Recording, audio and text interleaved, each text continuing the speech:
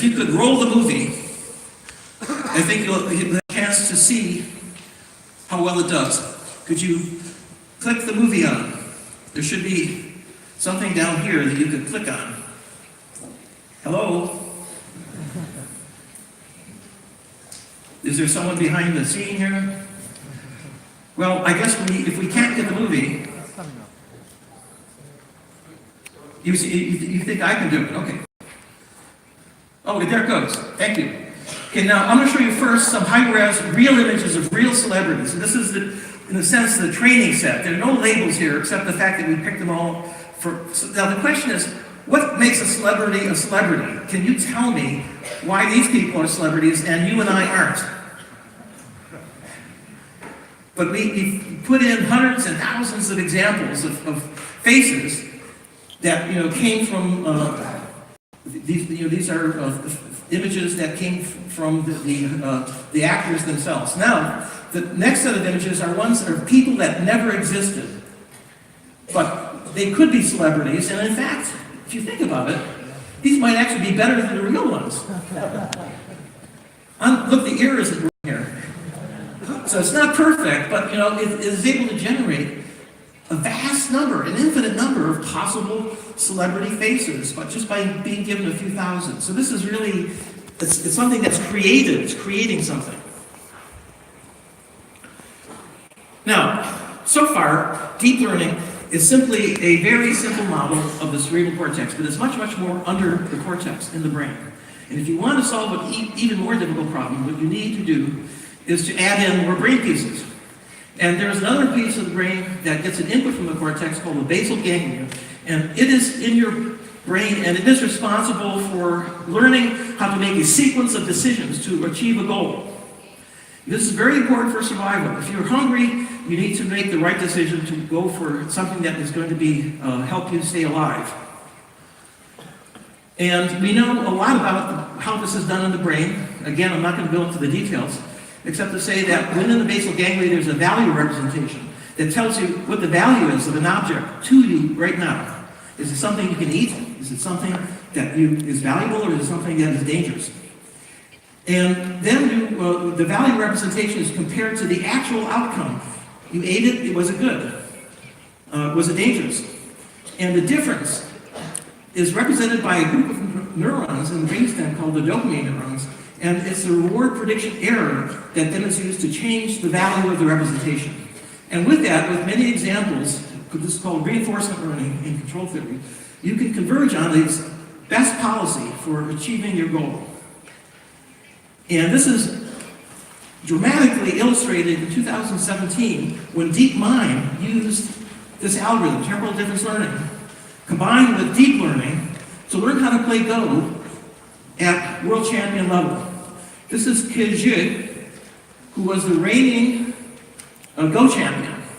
It's a very difficult game, and I know in Asia it's very popular, but nobody had ever imagined that the machine could even come close to humans in playing this game. And here's what he said after he lost 3 straight games.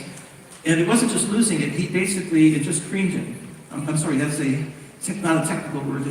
It means that he didn't have a chance. After humanity spent thousands of years improving our tactics, computers tell us that humans are completely wrong. So it was creative. It created new moves that no human had ever imagined before that were better than the ones that humans had adopted over 1,000 years. And I'm going to give you another example. So games are great, but the problem is that they're very limited in terms of the different number of moves. It's perfect information. The real world is imperfect. The real world changes. The real world fluctuates. It's uncertain. And the question is whether the same approach can be used to solve a problem in the real world. So here's a problem I worked on, which was thermal soaring. And what you can see here is in the schematic is that what birds can do is find a thermal where there's rising air, and then without flapping their wings, they can rise to a great height, and they can do this and can migrate over thousands of miles without coming down to Earth. And this is really something that we don't understand. We don't know how birds find the thermal. We don't understand how they manage to rise. And what makes it a difficult problem is that the thermal is not a simple elevator. It's extremely dynamic, it's chaotic, it's turbulent. And so you have to come up with an algorithm that's going to average over a lot of fluctuations. This is just an illustration from Van Gogh, but it gives you the sense for how complex the atmosphere really is. Now, here is an example of a bird that has been instrumented with GPS searching for a thermal. It hits it. Now it's going down, now it's going up, now it's going down, and finally it finds it, and there's a horizontal velocity, so you can see it's going up, not straight up, but it's going up at an angle.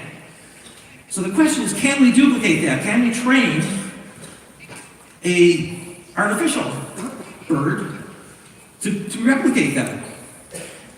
Now humans, in fact, they can soar, and it can be done with a hang glider, it can be done with a real big glider. And they can't explain how they do it either. They do it by what they call the seat of their pants. So let's see if we can replicate this. So we got a hold of a glider. It's a hobby for many people who like to do radio control. And what we did was we took one of these gliders with the 6-foot wingspan, and we instrumented it with a temporal difference learning system that took sensors in. We had sensors for acceleration and velocity. And we tried to see whether, by launching it and just practice over and over again, that it would converge to a system that could actually glide. And here's where we did it. We did it in Poway, which is a suburb of San Diego, but you can see it's an open field, lots of thermals, a very sunny, hot day. And here's an actual glider that had been trained, and this is a test flight now. So it started out, it was going down, down, down, and finally, it was able to find a thermal, it went all the way up, and at this point, it left the radio control, and it just kept going up and up. Now, the other people who were there, the hobbyists, were astounded because they were trying to get their glider up, and their glider wouldn't go beyond a few hundred meters. And here's Gautam, ready, standing like this, and his glider was going way up above everybody else's. And here's another example of a successful soaring event. Now, we learned it's not just training it, but we actually knew what features were important. The most important feature is vertical acceleration. Not too surprising. The second most important feature is vertical velocity gradient, tipping the wing. And with those two features, you can glide as well as a bird. We're going to collaborate with bird researchers who instrument birds to see if they use the same algorithm. Now, it's not just birds that we want to apply these algorithms to. We also want self-driving cars. In 2003, Sebastian Thrun won the DARPA Autonomous Vehicle Grand Challenge.